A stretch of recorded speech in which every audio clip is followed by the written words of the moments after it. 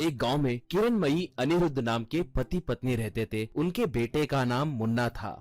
वो स्कूल में पढ़ता था। अनिरुद्ध एक क्लर्क के तौर पे नौकरी कर रहा था। उनका एक मध्यवर्गीय परिवार था। मुन्ना आए दिन स्कूल को बस में जाता था, मगर अनिरुद्ध वो बस फीस भर नहीं पाने के कारण एक बार एक रिक्शा वाले से पिकअप एंड ड्रॉप के लिए बात किया। ऐसे मुन्ना बाकी के बच्चों के साथ रिक्शा में स्कूल को जाकर आने लगा। एक बार शाम के समय किरणमयी घर के बाहर खड़े होकर गली के मोड़ की ओर देखने लगी और वो अपने मन में, मुन्ना अभी तक स्कूल से नहीं आया। 4 बजे ही स्कूल खत्म हो जाता है। ठीक 4:30 बजे स्कूल के रिक्शा में आ जाता था। आज देरी किस लिए हुई पता नहीं, कुछ गलत तो नहीं हुआ, कहकर घबराते हुए इंतजार करने लगी। इतने में एक बुजुर्ग आदमी उसके पास आकर, माँ बहुत भूख लग रही है, खाने के लिए कुछ है तो दो माँ, कहा। किरणमयी तब, अरे रे, अभी मैंने बर्तन धोया है, आपको देने के लिए मेरे पास कुछ भी नहीं है, कहकर फिर से गली की ओर देखने लगी। वो तब, नहीं तो कोई फल तो भी दो माँ, कहा। किरणमयी तब, चाचा फल खरीदने जितनी हमारी हैसियत नहीं है, टोकरी में एक टमाटर है, देती हूँ, लेकर जाइए, कहकर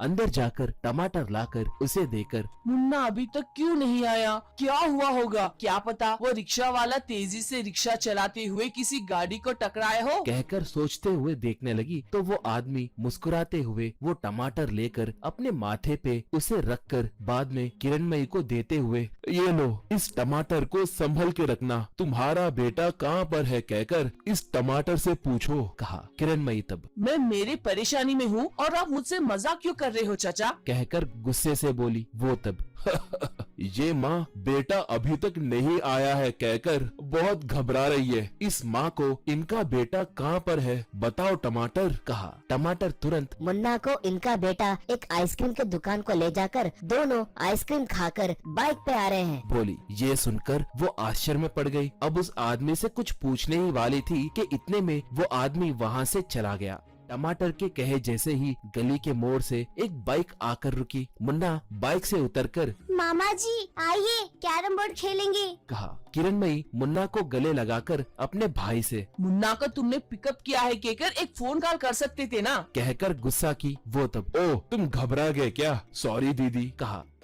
वो तब घर में सबसे उस टमाटर के बारे में बताई तो सब आश्चर्य में पड़ गए। अब अनिरुद्ध और किरणमयी का घर लोगों से भरा हुआ था। एक बड़े से स्टूल के ऊपर एक थाली में वो टमाटर था। टमाटर के इर्द गिर्द फूल बिखरे हुए थे। टमाटर हंसते हुए आराम से बैठा हुआ था। किरणमयी वहाँ पर आए लोगों से, अब तक आप सब लोगों ने हमारे टमाटर से प्रश्न पूछकर जवाब पाया है। कोई भी कुछ भी पूछे तो हमारा टमाटर जवाब देगा, सब सच ही कहेगा, झूठ बिल्कुल नहीं कहेगा। और कोई कुछ पूछना चाहे तो पूछ सकते हैं, बोली। एक आदमी तब, मेरे बेटे को अब तक अमेरिका का वीसा नहीं मिला, वो कब मिलेगा, बताओगे क्या टमाटर, पूछा। टमाटर तब, नहीं मिलेगा, ट्रम्प जी अब प्रेसिडेंट बने हैं ना, वीसा आने के चांसेस बहुत कम है, बोला। एक महिला तब, देखो भाई टमाटर, बोली। तो टमाटर, मैं लड़का नहीं हूँ, लड़की भी नहीं हूँ, क्योंकि मैं कोई जीव नहीं हूँ। पहले मुझे वैसे बुलाना बंद करके अपना सवाल पूछिए, कहा। वो महिला तब, क्या दिमाग है तेरी, मेरे पति आए दिन रात को देरी से आ रहे हैं, मैं डांटूंगी सोचकर कहीं खूब पीकर वही सोकर देर से घर को आ रहे हैं कहकर मुझे शक है, वो सच है क्या, कहकर पूछी। टमाटर तब, वो सच नहीं है, तुम्हारे पति पीते नहीं है। कहते ही वो महिला सबकी ओर बहुत गर्व से देखने लगी। इतने में वो टमाटर, वो उनके कीप कविता के पास सोने के कारण तुम्हारे घर को देरी से आ रहे हैं, कहा। बस सब एकदम से हंस पड़े।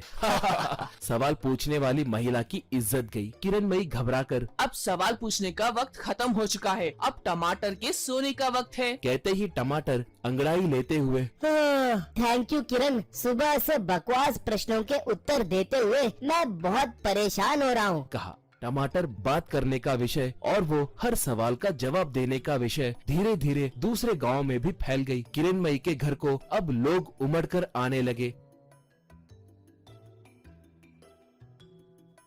भरोसा करने वाले और भरोसा नहीं करने वाले भी उसे देखने के लिए वहाँ पर आने लगे। किरणमयी इन सब का अपने घर में अच्छे से आयोजन करते हुए बहुत गर्व महसूस करने लगी। एक बार टमाटर से भक्तजन अपने सवालों के उत्तर पाने लगे थे। इतने में उस गांव में का बड़ा धनवान राइस मिल का मालिक उस टमाटर से एक सवाल पूछा। इस बार फसल अच्छे से उगे तो धान का दाम कितना होगा? कहकर पूछा। टमाटर तब फसल अच्छे से नहीं उगने के कारण धान का उपज बहुत कम हो जाएगी। 2.5 लाख टन का धान सरकार को हिसाब दिखाए बिना ब्लैक में बेचोगे, उससे आपकी संपत्ति दुगनी होगी। बहुत से लोग चावल नहीं खरीदने के कारण भूखे सोएंगे। कहा। ये सुनकर वो राइस मिल का मालिक घबराकर वहाँ से निकलने लगा तो टमाटर यही जो तीसरे लाइन में मौजूद एसीपी अधिकारी जॉनसन जी है ना, वो अभी अभी फोन करके तुम्हारे गोडाउन पे रेड करवा के उन्हें सीज करने के लिए ऑर्डर भी दिए। कहा। ये सुनकर वो सर पकड़ लिया। एक बार एक बैंक मैनेजर आकर मेरे बैंक डिपॉजिट बढ़कर मुझे रीजनल मैनेजर के जैसे प्रमोशन मिलेगी क्या? कहकर पूछा। टमाटर नहीं नहीं, तुम गलत हिसाब दिखाकर 3 करोड़ रुपए जेब में डाले हो कहकर अभी अभी तुम्हारे हेड ऑफिस में सच पता चल गया है। तुम्हारे ओस्टिंग ऑर्डर का लेटर टाइप कर रहे हैं, एक बार आपका मेल देखिए। कहा। इतने में उसके मोबाइल में मेल नोटिफिकेशन की आवाज आई तो उसने देखा उसमें टमाटर के कहे जैसे ही ओस्टिंग ऑर्डर का मेल था। वो बेहोश होकर गिर गया।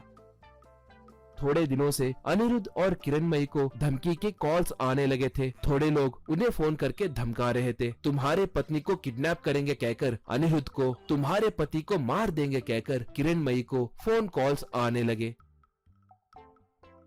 एक बार अनिरुद्ध किरणमयी से, अब ये सवाल और जवाब बस है, ये टमाटर सारे सच ही बोल रहा है कहकर उस टमाटर को लेकर चूल्हे पे बन रहे सालन में उस टमाटर को डालकर हाथ साफ किया।